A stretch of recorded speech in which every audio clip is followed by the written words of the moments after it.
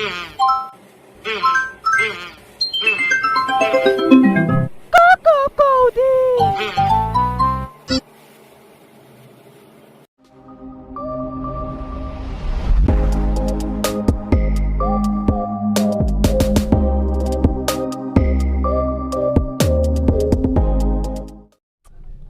sa Programming Tutorial 001, How to Study Computer Programming. Guys, bago ako mag-umpisa, yung video na to guys, para lang to sa mga nagpo-pursue na, for example, web developing, software developer, at mobile apps developer guys. Kung gusto nyo ng mga, naghahangat kayo ng mga trabaho na data scientist, data engineering, machine learning, kaya yung IT, yung hardware na part ng IT guys, yung sa networking guys, hindi ito para sa inyo guys, kasi yung video na to guys, naka-focus lang siya sa mga developers, which is mga students na nag-aaral at gustong mag-pursue ng web developer and mobile app developer and software developer careers guys. So let's start. So bago tayo magpatuloy, kailangan ko muna sagutin itong mga tanong na to. Una, why am I doing this? Una guys, to share what I've learned in Coursera. So guys, ano nga ba ang Coursera? So guys, what is Coursera? Coursera is an online education provider that offers students access to massive online courses, specializations, and even degrees guys. Guys, pag binisit nyo yung page ng Coursera, ganito yung itsura nya. Sa Coursera guys, ang daming mga courses na pwede nyo mapag-aralan. Kaya ako nakapasok dito sa Coursera guys, kasi yung sa DOST, nag-grant sila ng scholarship. Limited lang, nasa 75,000 nata yung pwedeng makakuha ng grant na yun. At isa ako ron sa kumuha ng grant na yun. Ginrap ko talaga yung opportunity guys na makakuha ng ganun. Kasi makikita nyo, sa Coursera, yung mga schools na nagtuturo dito guys is mga legit na schools guys sa ibang bansa. Tulad ng Duke University. Nanap ko ngayon MIT, hindi ko mahanap, wala ata sila dito eh. Yan sa MIT guys, sobrang solid kasi yun eh. Yung app na lang ang bubuksan natin guys. So ito yung Coursera app na pwede nyo i-download sa Google Play Store. Ito yung makikita nyo sa Coursera, sa account ko. Kasi ito yung mga courses na tinitake ko ngayon. Hanggang December 31 na lang sila. Tapos, ito yung mga courses na pwede mo mapag-aralan. COVID-19 for everybody. Machine learning guys. Improve your English communications. Lahat guys. Tapos kapag natapos mo yung mga yan, ito ang makuha mo. Ayan. Mga certificate. Uy, bakit isa lang yan? Dalawa certificate ko eh. Di pa ata naglo-load. Ayun, dalawa. Ayan. Yung mga natapos ko na courses guys, HTML, CSS, JavaScript for web developers, tsaka Programming Fundamentals by Duke University guys. Mamaya papakita ko sa inyo yung mga certificates na nakuha ko. Yan ang Coursera guys. Diyan, sa Coursera kasi guys, ang kinagandahan na ito, pag titignan mo, ayan. Ewan ko na lang kung mag-grant pa uli yung DST ng another batch para makapag-aral dito guys. Ayan. May video guys, papanoorin yan. Then, napanood nyo na yan. Talagang maganda guys kasi makakasa kayo. May mga quizzes yan dito. Ayun, babasahin mo muna tas quiz. Tapos sa dulo may assignment. Talaga matututo kayo ng hands-on na guys. Hands-on projects. Yan. Makikita nyo, 4 na weeks nakalagay, pero kung batak ka talaga at gusto mong matapos na, kaya mo tapusin na sa loob lang ng isang 1 week guys. Sa loob lang ng isang 1 week guys. So, yun ang Coursera guys. Pangalawa guys, to help fellow ICT, IT, CS students who is struggling to study guys. Kasi guys, may mga nag-chat sa akin na mga kaibigan ko, mga kaklase ko rin guys, na nahihirapan sila sa turo ng, or hindi nila maintindihan masyado yung turo ng prof, o hindi nila alam kung ano yung aaralin nila. Kasi ang lawak kasi ng programming guys eh. So, hindi nila alam kung anong una nilang aaralin, kung saan sila mag-focus guys, tsaka kung paano nila aaralin yung programming. Next, to help you build good foundation in studying programming. Guys, good foundation guys, kasi ang hirap kasi mag-aral guys ng pasundot-sundot lang. Kunwari, aaralin mo yung isang part ng programming which is high level na part na yun, tapos kapag pag gumawa ka na ng program tapos hindi mo alam yung basics, magkakaroon ka talaga ng problema. It's a waste of time na rin guys, kasi pag nangyari yun, aaralin mo pa, babalik ka pa sa simula, aaralin mo pa yung lesson guys. Kung sa una pa lang inaral mo lang yung basics, daily ka na mahihirapan. Next is to teach you how to study guys, kasi maraming nagpapaturo, paano ganyan. Kung sinabi ko lang yung sagot guys, paano kayo natuto? Di ang naisip ko, i-share ko na lang din sa inyo kung paano ako nag-aaral ng programming, kung paano ko talaga siya inaaral. Next is, syempre, for the glory of God. Lahat naman to is ginagawa ko para rin sa ikapupuri niya. Next, sagutin naman natin na ito na, what is computer programming? By definition, computer programming is a process of designing, writing, testing, debugging of source codes of a program or software. So, isa-isahin natin to. Ano ba ibig sabihin kapag sinabing designing? Pag sinabing designing, iniisip mo pa lang yung program mo o dinodrawing mo pa lang sa isip mo yung magiging takbo ng program mo, syempre bago mo isipin mo muna kung ano yung problema, then yung solution, yun na yung program mo. Then isipin mo siya kung paano yung takbo ng program mo, paano niya sasagutin yung problema, kung paano niya masasatisfy yung client o yung nangangailangan ng solution. So pangalawa is writing. Syempre una, iniisip mo pa lang, dinidesign mo pa lang. Ngayon, isusulat mo na siya sa codes. Then, next is testing. Itetest mo na kung gagana ba yung codes mo. At kapag hindi, doon na papasok yung debugging. Debugging guys, hahanapin mo yung mali sa program mo. Mas prefer ko na gumamit kayo ng code editors na may mga debugging tools para mas madali nyong madebug yung mali sa program niyo. Pero guys, huwag kayong aasa lang sa debugging tools guys. Kasi, hindi naman ganun katalino yung debugging tools. May minsan na pagkakamali mo, nagkaroon lang ng comma sa program mo, kaya tuldok lang na kung saan minsan hindi niya yun mahahanap o hindi niya maiisip na yun pala yung mali. Tapos kailangan mo pang isa-isahin yung codes mo para mahanap yung mali. So tuloy tayo of source codes of a program or software. So ano nga ba ang codes? Codes are set of instructions used to instruct a computer. Tama, instructions lang yun guys. Kunwari gusto mo na mag-print si computer na hello world, so isusulat mo lang yung code, which is instruction na ibibigay mo, sasabihin mo. For example, sa C language, printf hello world. So, what is software guys or programs? Yun po yung Microsoft Word, Chrome, at Facebook. So guys, ito na yung 4 things to consider in studying programming. Ano-ano nga ba yung mga bagay na to? Una, syempre, pag mag-aaral ka ng programming, tatanungin mo muna sarili mo. As in ngayon, tanungin mo yung sarili mo, what do you want to be? Ano bang klaseng programmer ang gusto mo na maging ikaw? Ang gulo. So ano bang klaseng programmer ang gusto mo na maging? So meron ako rito guys na careers. Ito yung mga careers na pwede nyong makuha bilang developer guys, which is web developer, software developer, mobile app developer. So para masagot tong question na to guys, what do you want to be? Kailangan mo rin tanungin yung sarili mo, ano bang gusto mo kasing gawin? So what do you want to build? Para matulungan kayo mag-decision guys, may papakita ko sa inyong table. So, sa web developer, ang ginagawa niya ay websites, web apps, at yung language na ginagamit is JavaScript, and then yung HTML, CSS, and server-side languages. So, sa software developer naman, ang ginagawa niya is mga games, and then desktop apps, and system softwares. So, mga languages na ginagamit dyan is C#, C++, Java, VB.NET, C, Python, Java. So, sa system softwares, Java, Python, C, desktop apps, Java, VB.NET, C, Python. So, sa mobile app developers naman, yung ginagawa niya is iOS apps and Android apps. Sa iOS apps, ang language naman na ginagamit is Swift. Siyempre meron ding iba pero yan yung karaniwan ngayon. And then sa Android apps is Java and Kotlin. Siyempre marami yan guys, maraming languages na ginagamit dyan.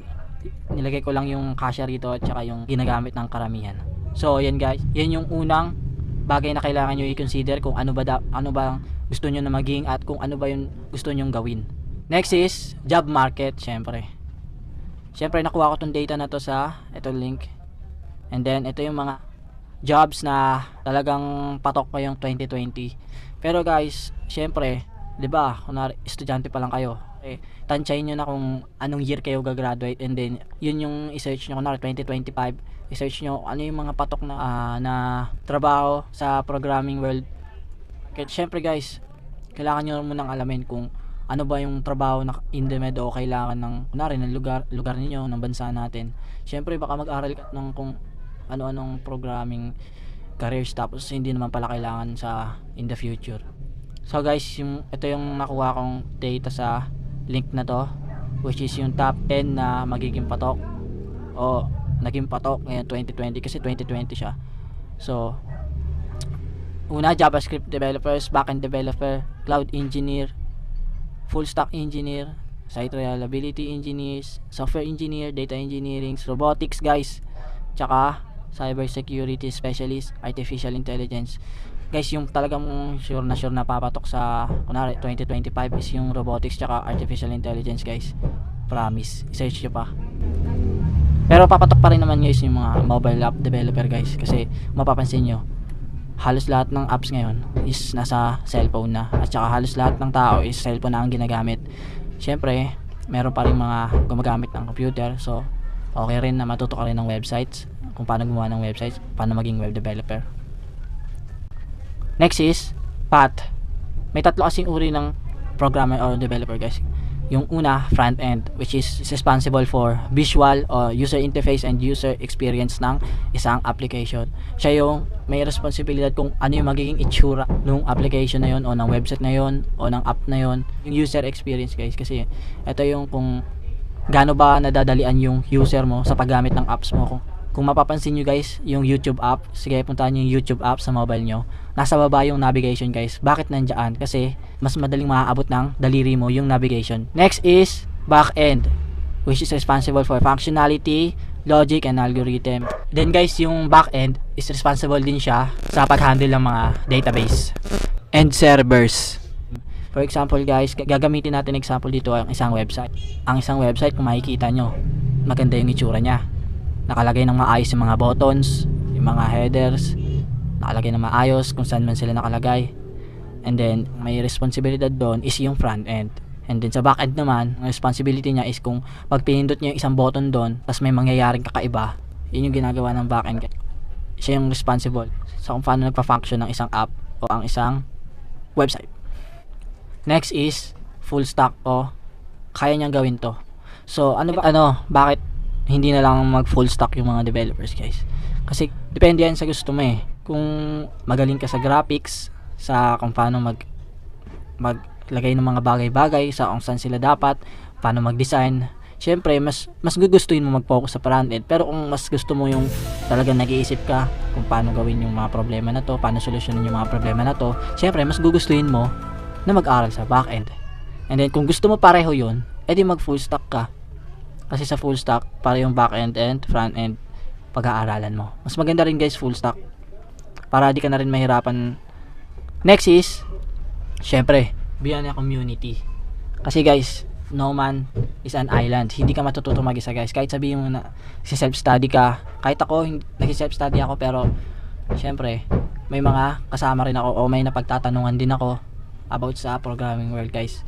So ano ba yung mga example ng community guys? Kunwari sa FB page, may mga groups doon ng mga programmers, sumali ka ron, marami ka matututunan doon. And then yung isa ring ng community guys is yung friends mo, yung barkada mo guys. Kailangan marunong kang sa sa oras na to guys, o sa time na to, college na tayo, senior high na tayo. Kumbaga dapat nag-aayos na tayo sa pag-aaral natin, kasi kumbaga dito na nakasalalay yung future natin eh. So ngayon kailangan pipiliin mo na yung mga friends mo, barkada mo. Piliin mo na kung alin doon yung good community at yung bad community. Kasi kung good community yan, if good community is true, influence is equals to good. So may influensyahan ka na maganda niyan guys, masasuportahan ka niyan sa pag-aaral mo. Hindi yan magiging hadlang sa pag-aaral mo, pwede mo nga pa nga makasabay yan eh. And then if bad community is true, influence is equals to bad. Ito yun guys. Kapag hindi nyo pa rin pinili yung community na bibilangan nyo, malaking impact o malaking magiging effect yan sa magiging future nyo. Ako kasi guys, kabilang ako sa isang gospel community.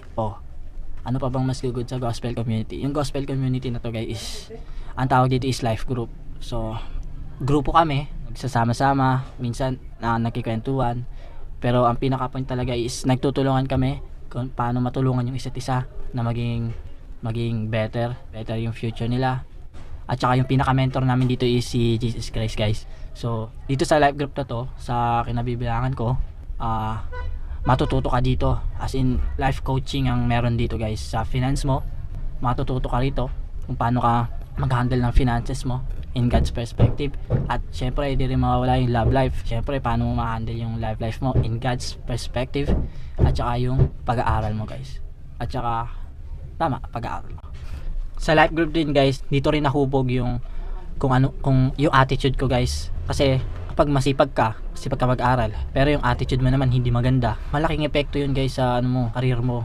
Lalo na kapag haba nag-aaral ka, attitude mo, hindi ka marunong makihalubilo sa iba, hindi ka marunong makihalubilo ng tama. Ang programmer guys, sa trabaho yan as a team. May ka-team ka talaga dyan. Kailangan marunong kang makihalubilo sa iba. Kailangan marunong kang makipagtulungan.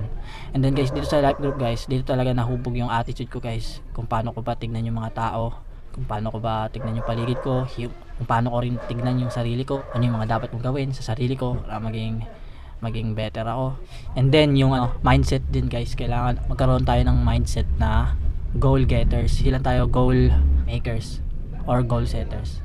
Kasi ang goal setters is nagsiset ka lang ng mga pangarap mo, pero ang goal getter talagang may ginagawa ka araw-araw, tinitingnan mo. Ngayong araw ba may nagawa ako para mag-progress pangarap ko, para magkaroon ng progress yung pag-abot ng pangarap ko guys. Is be an apprentice. Yan guys, hanap kayo ng pwedeng mag-mentor sa inyo. Kunwari may kakilala kayo na senior nyo guys.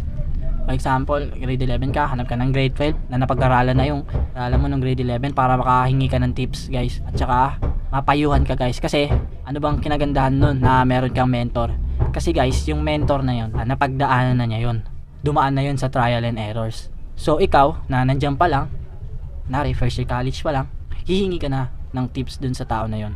Kung paano ba maiwasan itong mga problema to, kung ano yung mga dapat na paghandaan na problema. So ang tendency nun guys, hindi mo na mapagdadaanan yung mga trial and errors na napagdaanan ng mentor. Ang tendency nun guys, tuloy-tuloy lang yung pag-progress mo, yung pag-aaral mo, tuloy-tuloy lang yung pagkuha mo ng knowledge. So tuloy-tuloy ka lang. Ang pinakamagandang example rin nito guys is, for example, first year ka pa lang, tapos yung inaaral mo is medyo advanced na kasi may mentor ka.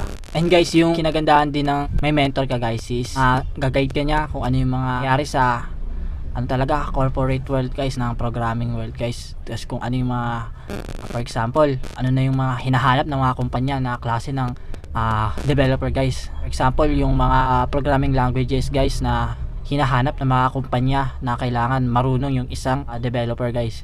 Ayun din yung matutulong nun guys. For example sa akin guys, may mentor din ako, si Kuya Sobet Biray. Ano siya?